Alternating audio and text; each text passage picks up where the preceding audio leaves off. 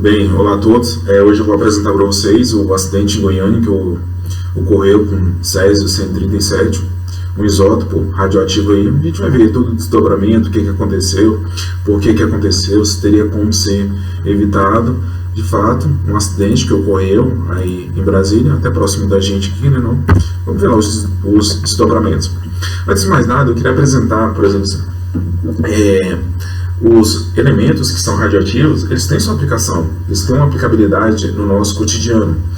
Por exemplo, aqui, isso aqui é mais sobre as origens do Césio 137.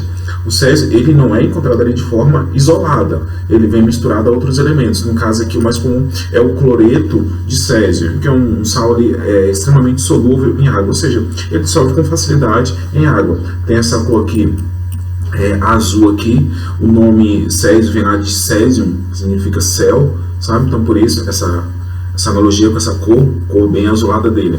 Ele é obtido através de reatores nucleares. Ele é um produto da decomposição, por exemplo, assim, de processos de fissão. A gente ainda vai ver isso aí. Fissão é quando eu jogo uma determinada partícula contra um átomo e acabo rompendo o seu núcleo. Rompendo o seu núcleo ali, eu formo outras substâncias. E dentre essas várias outras substâncias aí está o Césio.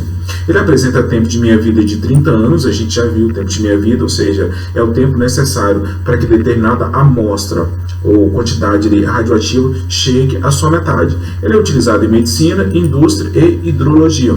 Lembrando que é o Césio 137, a gente tem o outro Césio 133, 135, por isso que eles são o que? Isótopos. É o mesmo número atômico ali e diferentes números de massa. No caso aqui, o de nosso interesse aqui é o Césio 137. O que eu havia falado para vocês sobre as origens. Isso aqui é o urânio 235, que é utilizado em reatores nucleares. Existe o urânio 235 e o urânio 238. O que acontece? A gente vai ver esse processo de fissão aqui. Aqui não está mostrando, mas eu vou jogar um nêutron contra esse elemento aqui.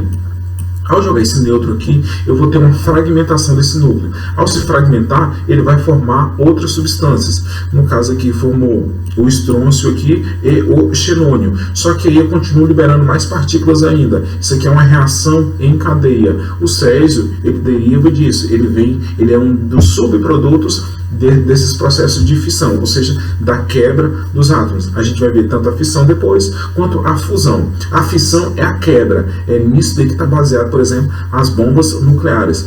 A fusão é a união, é eu pegar elementos mais leves, por exemplo, o hidrogênio ali, e fundir eles. Esse aí é o processo que ocorre lá no solar e que faz com que chegue essa energia até nós. São átomos ali, são pequenos, mas que liberam uma energia muito grande, mas muito grande mesmo. Vamos lá, aqui são as aplicações, por exemplo, assim, desses átomos, desses radioisótopos. Inativação do câncer, por exemplo. A gente pode concentrar essa radiação que é liberada por esses átomos em determinadas partes do corpo, para eliminar o câncer, por exemplo. Esterilização de equipamentos em grandes indústrias. É claro que isso tudo é um processo controlado. Transformação de borra de esgoto em adubo, preservação de alimentos, matar bactérias, fungos, para fazer com que o alimento tenha uma durabilidade maior. Então tem de fato várias aplicações. O que pode ocorrer aí é uma certa negligência do homem em não ter um aparato de segurança ali. Na verdade, a segurança existe, é um erro humano ali, às vezes em apertar um botão para resfriar um reator, por exemplo, que foi o que ocorreu em Chernobyl, mas o objeto aqui é só falar sobre o acidente de Goiânia, né? Então, as falhas normalmente são humanas que ocorrem, né, não? Porque todo o processo em si, embora seja bem criticado esse processo de radioisótopos, energia nuclear, vocês devem acompanhar essas várias discussões aí. Vamos lá, nosso objeto hoje aqui falar sobre o acidente em Goiânia que ocorreu. Qual é a cronologia desse acidente? Vejam, dois amigos, Wagner e Roberto, encontraram um equipamento em uma clínica abandonada. Eles eram catadores de lixos, de entulhos, pegavam esses materiais recicláveis para posteriormente vender. Em uma clínica abandonada, eles encontraram um certo objeto lá. Viram que tinha uma cápsula lá que era revestida de chumbo. E chumbo é um metal valioso. Teria um grande valor ali para eles ali. Então, acabaram levando. acabaram rompendo essa cápsula, né, e encontraram um polo mais esbranquiçado.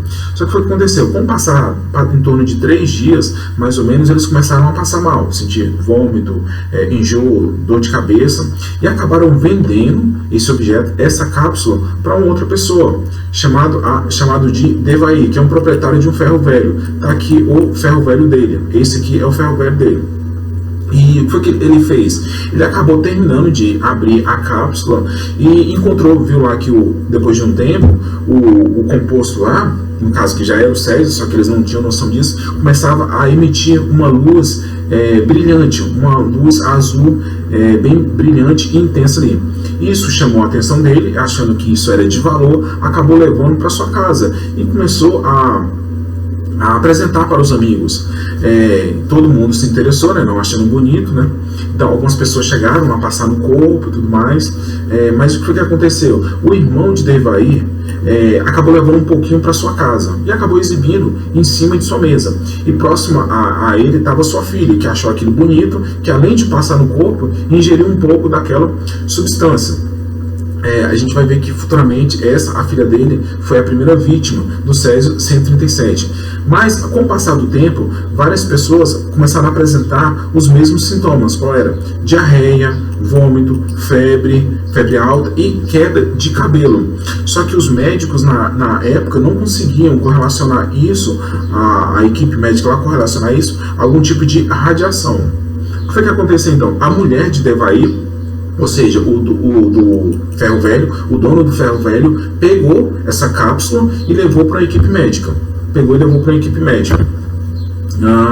o que foi que aconteceu? Essa equipe médica, o médico lá na época que havia recebido o pacote embalado ali, suspeitou que de fato poderia ter alguma contaminação por radiação. Então ele acabou pedindo auxílio a um físico, Walter Mendes, que levou um detector de radiação. Só que quando ele já estava cerca de 80 metros do local, o detector começou a variar. Então ele achou que tinha alguma coisa errada com o aparelho, que ele pudesse estar descalibrado ou que ele pudesse estar errado. Então ele acabou trocando um aparelho, porque ele já não desconfiava da radiação. O segundo aparelho que ele levou começou a apontar da mesma forma as variações. Então, de fato, e quanto mais ele se aproximava das regiões em que já tinha o contato ali, onde já tinha passado o césio, o detector apontava mais ainda. Foi então que ele mobilizou toda não só a segurança pública, mas o governo em si, para contaminação por radiação. Isso aqui foi o que aconteceu. Essa primeira imagem aqui, onde tinha passado o césio, onde tinha passado essa amostra, foi completamente demolido. Árvores foram arrancadas, ruas foram destruídas, o ferro velho lá teve que ser todo demolido. Isso aqui são regiões por onde o césio passou ali. No geral, o que aconteceu? 110 mil pessoas foram examinadas. Na época tiveram que isolar muitas pessoas no ginásio de Goiânia. 249 tiveram níveis elevados de radiação, tinham que tomar banhos específicos de horas em horas, tinham que trocar roupas de horas em horas, medicação. Essas pessoas ficaram completamente isoladas, não podiam ter contato com a mídia para saber o que estava acontecendo. No geral, o total de resíduos recolhidos foram cerca de 6 mil toneladas. É claro, dependendo de onde se pesquisa ali, esse número às vezes varia. Eu encontrei referência falando que eram cerca de 6 mil toneladas e outro de 14 mil toneladas de resíduo.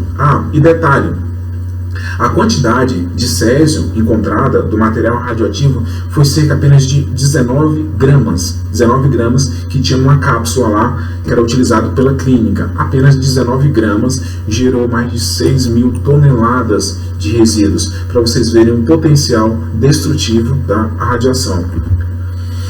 Vamos lá, com relação às vítimas, essa daqui foi a menina, a Leide das Neves, que foi a filha do irmão de Devair. É ela que ingerou a substância, ela foi a primeira vítima. Essa daqui, posteriormente também, é Maria Gabriela, que é a esposa de Devair. Foi ela que levou o suporte até os médicos, até a comissão. Isso aqui já falei com relação aos resíduos.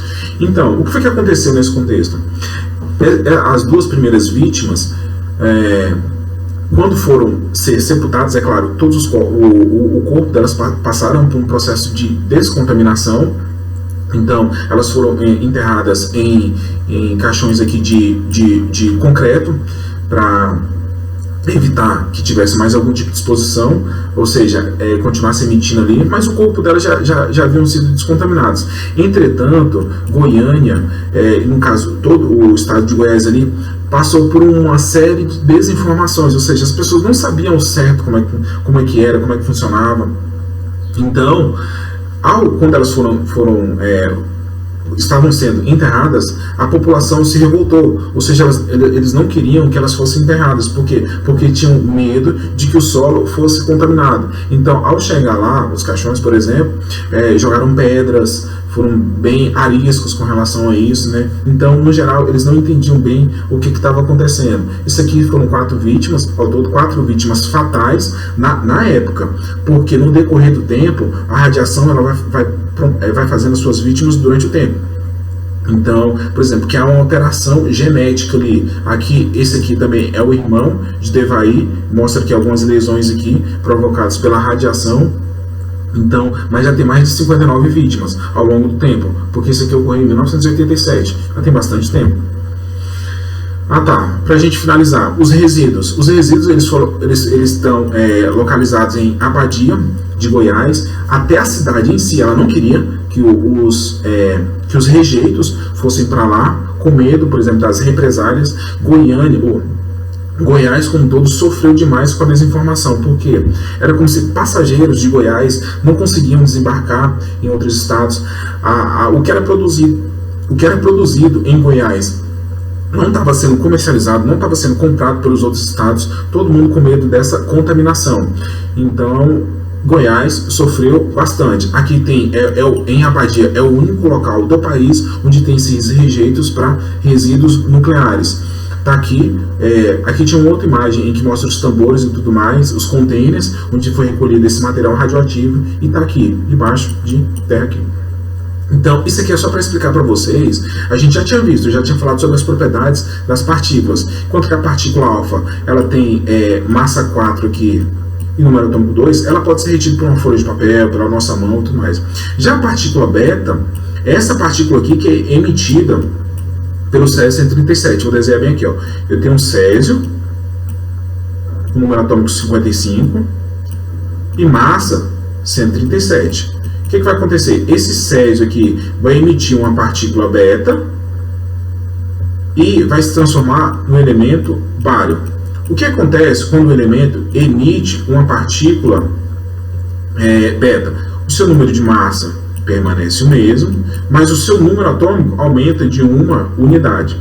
Mas qual o problema? O problema não está nem tanto na partícula beta, mas sim na partícula gama, que é liberada automaticamente quando uma dessas radiações aqui são liberadas. É essa partícula gama aqui que altera o DNA.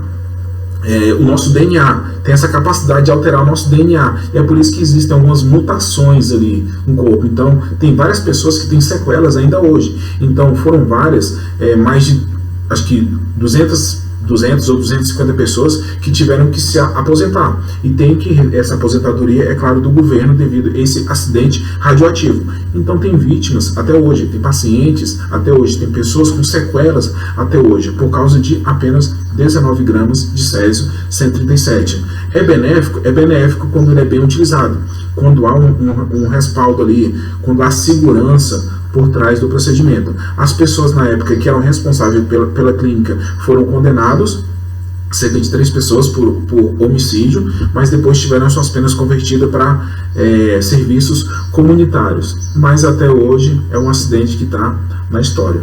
É isso, esse foi o acidente de Goiânia. Até a próxima aula. Tchau.